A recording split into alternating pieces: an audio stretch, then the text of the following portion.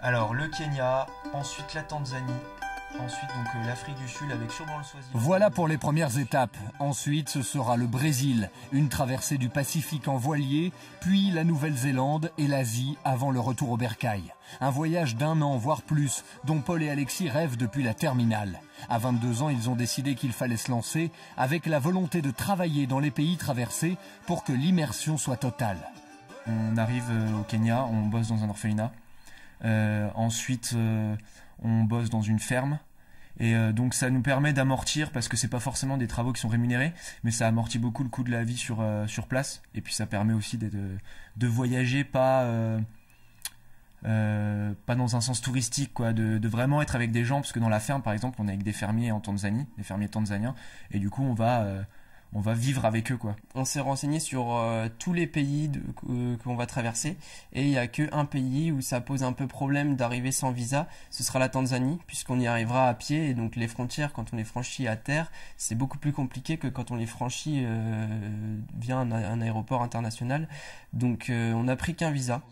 Les deux amis sont déjà partis à l'aventure ensemble, l'été dernier, 1 mois à travers l'Europe.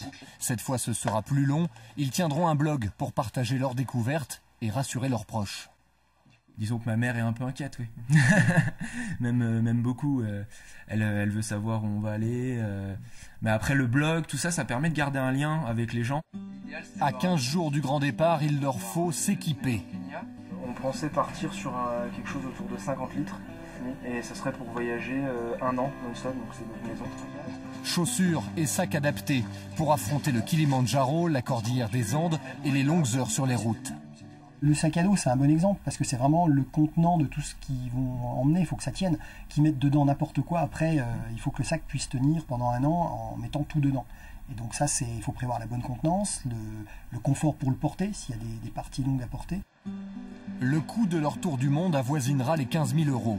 Paul et Alexis ont conscience de tout, des difficultés qui les attendent, mais aussi de leur chance de pouvoir se lancer dans un projet aussi fou.